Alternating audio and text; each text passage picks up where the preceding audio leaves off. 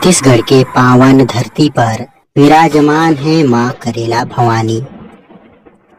राजनांदगांव जिले के खैरागढ़ तहसील के करेला गांव में स्थित है। माना जाता है कि लगभग 250-300 वर्ष पूर्व इस गांव में नारायण सिंह कंवर नाम के एक गंवटिया रहते थे। वह अपने गांव के कुछ लोगों के साथ अपने घर के बाहर बैठे हुए थे। जेठ बैसाख का माह था। तभी भरी दोपहरी में एक कन्या उनके पास आई। उस कन्या ने नारायण सिंह से आराम करने के लिए जगह मांगी। नारायण सिंह ने सोचा कि हो सकता है यह कन्या आसपास के गांव से आई होगी, गर्मी की वजह से थक गई होगी। वह उसे अपने घर में रहने के लिए कहा, किंतु वह कन्या जंगल की तरफ जाने लगी। यह देखकर नारायण सिंह तथा अन्य ग्रामीण चिंतित हो गए और उस कन्या के पीछे पीछे वे सभी जाने लगे। कन्या जंगल से चलकर पहाड़ के ऊपर एक झाड़ी के नीचे जाकर बैठ गई। नारायण सिंह वह अन्य लोगों ने जब उस कन्या से पूछा कि तुम कौन हो और इस जंगल में क्यों आई हो, तब उसने कहा कि मैं अब यहीं रहूंगी।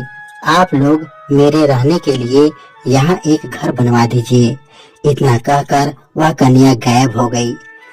नारायण सिंह वह गांव वालों के लिए यह किसी चमत्कार से कम नहीं था।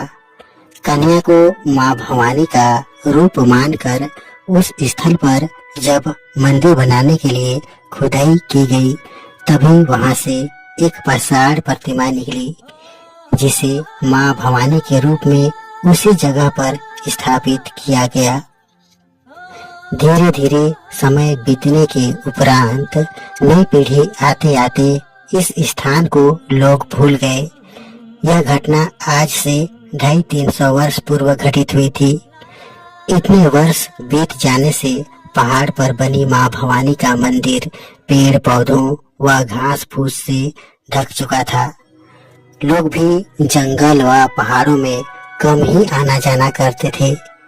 कहते हैं ना, बच्चा माँ को भूल सकता है पर माँ अपने बच्चों को कभी नहीं भूलती। आज से 25-30 वर्ष पूर्व कहीं किसी स्थान से एक गोरखनाथ पंथी बाबा उसी पहाड़ी पर आकर रहने लगे।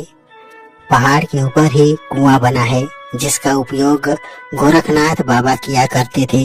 बाबा पहाड़ पर ही ध्यान मग्न रहते थे।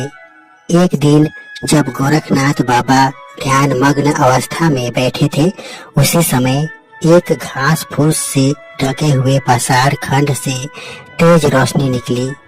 गोरखनाथ बाबा ने देखा कि यह रोशनी कहां से आ रही है, तो वह समझ नहीं पा रहे थे कि ऐसा क्यों हो रहा था। तब उन्होंने उस स्थान को साफ किया और देखा कि वह दिव्य प्रकाश मूर्ति आकार के समान एक पत्थर से आ रही थी। गोरखनाथ बाबा ने इसकी सूचना गांव वालों को दी और आग्रह किया कि मां भवानी आपके गांव में इतने वर्षों से विराजमान है, आप लोग इनके लिए एक मंदिर का निर्माण करवाइए।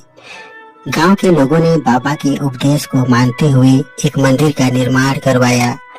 वर्तमान में इस मंदिर को मां करेला भवानी के नाम से जाना जाता है। तो यह थी कथा करेला भवानी मंदिर की। अगर आज का वीडियो आपको पसंद आया है तो लाइक करें, शेयर करें, सब्सक्राइब करें